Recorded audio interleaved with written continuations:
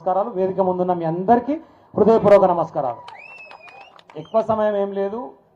ఎవరు సహకరించినా సహకరించకపోయినా కింది స్థాయిలో గ్రామాలలో గులాబీ జెండాను పట్టుకొని కొట్లాడిన మీ అందరికీ హృదయపూర్వక ధన్యవాదాలు.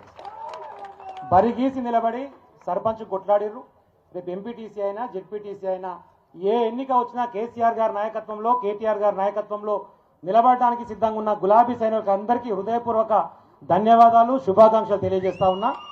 మంచి కార్యక్రమాన్ని ఏర్పాటు చేసి మన యాదాద్రిలో జరిగింది, ఈరోజు నల్గొండలో జరుగుతూ ఉన్నది. అడిగిన వెంటనే సమయం ఇచ్చి ఇక్కడికి ఇచ్చేసినటువంటి కేటీఆర్ గారికి కూడా ధన్యవాదాలు తెలియజేస్తా ఉన్నా.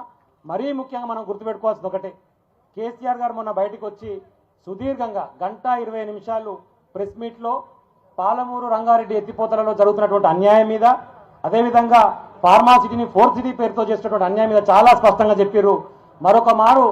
మరొక ఉద్యమానికి మనం శ్రీకారం చుట్టడానికి సన్నద్ధం కావాల్సిన సమయం వచ్చింది.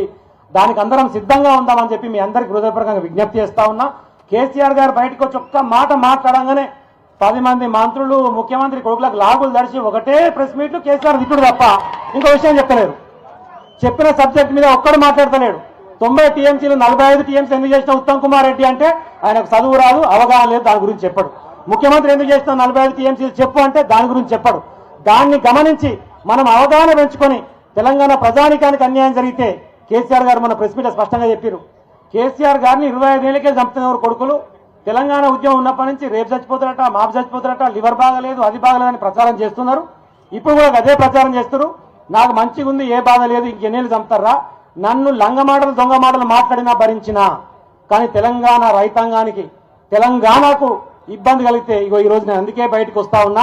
ఇక మీ భర్త కొడతా అని కేసీఆర్ గారు చెప్పారు.